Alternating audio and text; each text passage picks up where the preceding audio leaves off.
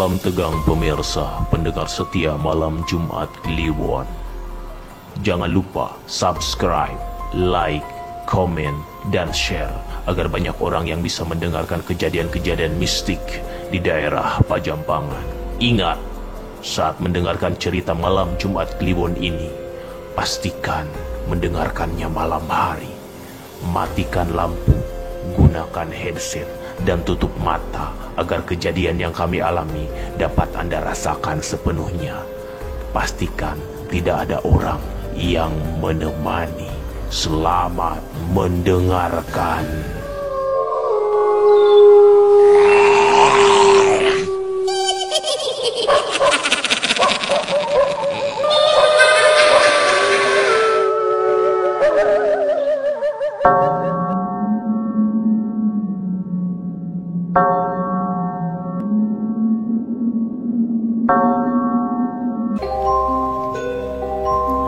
Perkenalkan, namaku Honda Barker. Kali ini aku akan menceritakan sebuah kejadian pada saat bulan puasa. Pada saat itu, menjelang hampir mendekati Lebaran, sudah biasanya orang-orang pada mudik, termasuk teman-temanku yang bekerja di luar kota. Momen ini tidak aku lewatkan untuk temu kangen dengan teman-teman, yaitu melakukan buka bareng. Aku bersama teman-teman SMP ku dulu janjian untuk buka bareng di sebuah kafe yang berada di daerah Cibungur. Aku pergi diantar sama temanku, sebut saja Sopian, karena aku adalah penakut. Apalagi dengan yang namanya malam yang berhubungan dengan makhluk halus. Tepat jam 5 sore, aku dengan Sopian pergi ke kafe yang telah disepakati bersama teman-teman untuk acara buka bareng.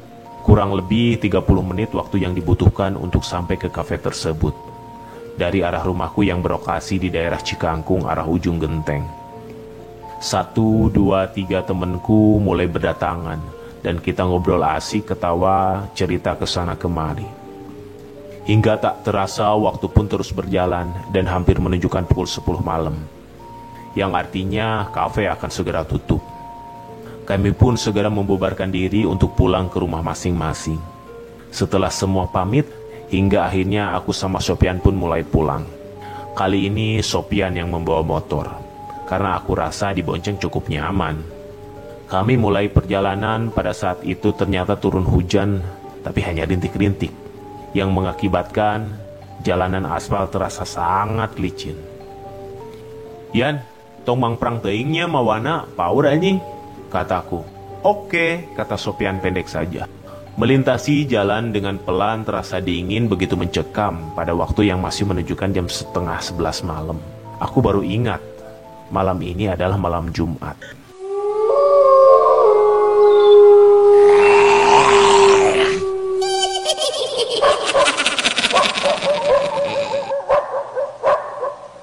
Bulu kuduku sedikit berdiri karena aku adalah salah seorang yang takut dengan yang namanya makhluk halus dan sedikit mempercayai seremnya malam Jumat Kliwon yang merupakan waktunya makhluk-makhluk halus keluar dari tempatnya. Laju motor masih tetap pelan melewati jalan yang begitu sepi. Arahnya masih ke arah barat dari Cibungur dan sekarang sudah hampir sampai pada jalan lurus tepat depan sekolah dasar di daerah pojok. Saat kami enak-enaknya menaiki motor sambil bercengkrama, tiba-tiba motor yang kami tunggangi sedikit oleng. Anjir, ban bocor seteh, kata Sopian. Anjir, eren, kataku. Pas kami cek ternyata iya, ban motor kami kempes. Kemudian kami pastikan kempesnya ban motor dikarenakan apa, ternyata ada paku menancap di ban belakang motor kami.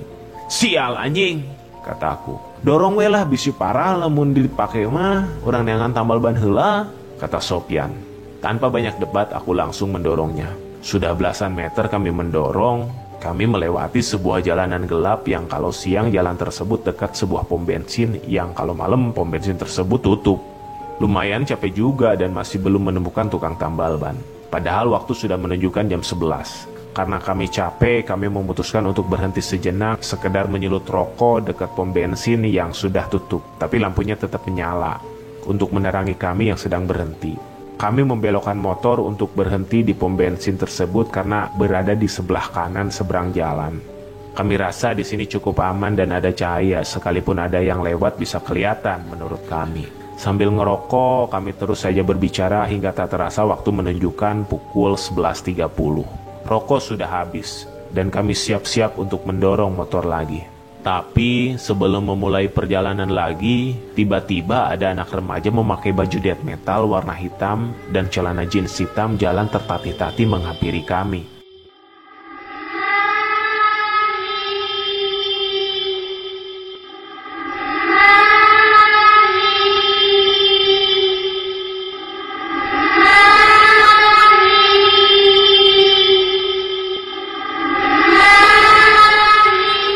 Arahnya dari sebelah pom bensin tersebut.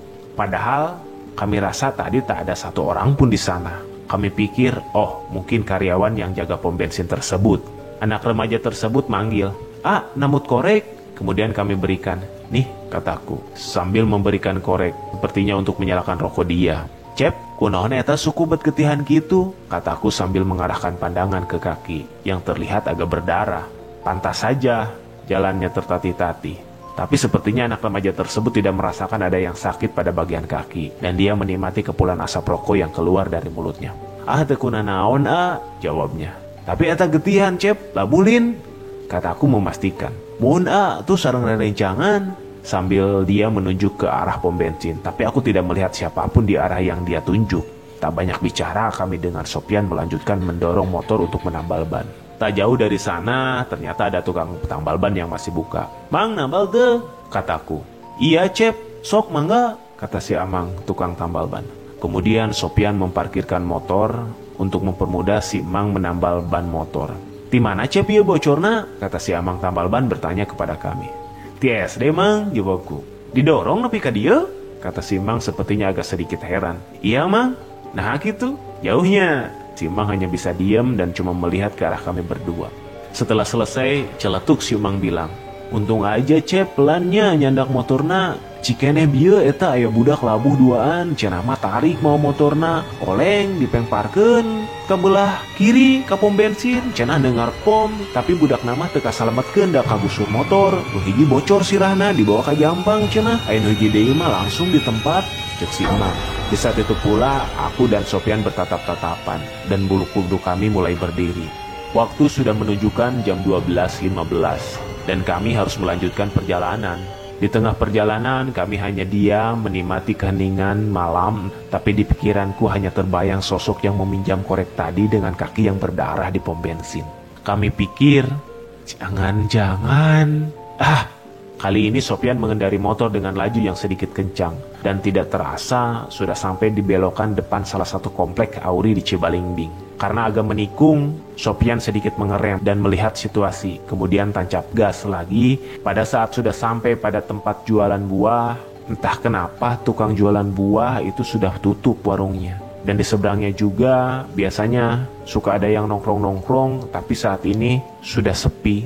Sopyan terus melajukan motornya. Saat sudah sampai pada depan jalan arah tempat wisata Karanggantung, tiba-tiba ada seorang anak remaja yang menggendong temannya dengan jalan tertatih-tatih.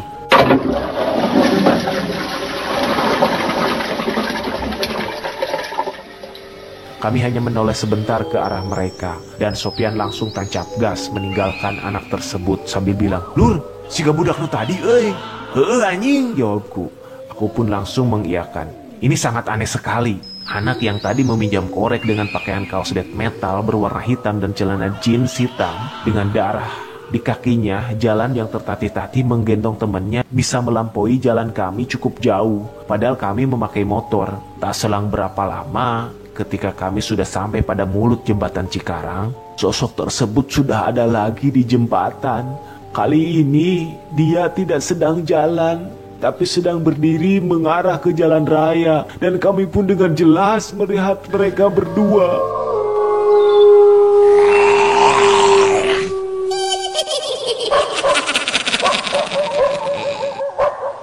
Yang satu persis anak remaja yang tadi meminjam korek dengan kaki yang memang berdarah. Tapi wajahnya kali ini tidak ramah. Matanya melotot dan wajahnya penuh dengan darah. Sedangkan yang satu lagi adalah sosok anak remaja dengan tangan berlumuran darah. Kakinya seperti patah dan saat kami melihat ke wajahnya, wajahnya penuh dengan darah semua.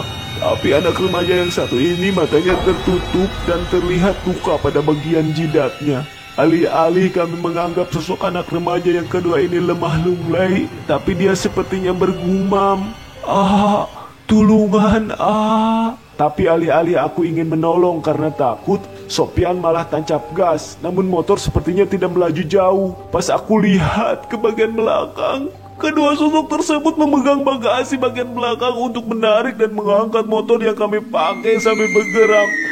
"Ah, tulungan aing! Ah, tulungan aing!" Aku yang penakut ingin teriak sekencang-kencangnya saat merasakan ada tangan yang memegang pundakku dengan tetesan darah. Terasa persis pada bagian dalam baju yang kupakai. Aroma bau darah segar terasa sangat kuat di hidungku. Dan baru kusadari ternyata sosok remaja yang satu lagi yang wajahnya penuh dengan darah dan luka di jidat tadi memegang kaki kiriku. Dia pun menggeram minta tolong. "Ah, tulungan aing!" Dalam hatiku kemudian membaca ayat kursi dan kemudian refleks Sopyan teriak, "Gasem!" Tapi kedua anak remaja dengan wajah yang penuh darah tadi terus mengikuti dan tergusur oleh motor yang tetap masih seimbang saat dikendarai.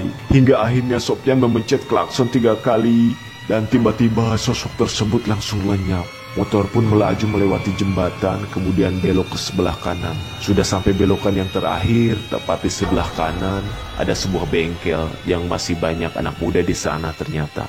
Kami pun berhenti sejenak dan menceritakan kejadian tadi pada mereka. Kata mereka, benar tadi terjadi kecelakaan di daerah dekat pom bensin pojok, yaitu 2 anak remaja yang habis minum minuman keras di atas jembatan. Kemudian mereka pulang ke arah Cibungur, tapi tanpa kendali motornya oleng dan menabrak pom bensin. Kami berdua tak sanggup melakukan perjalanan dan akhirnya menginap di bengkel tersebut, yang kebetulan pemilik bengkelnya adalah teman kami.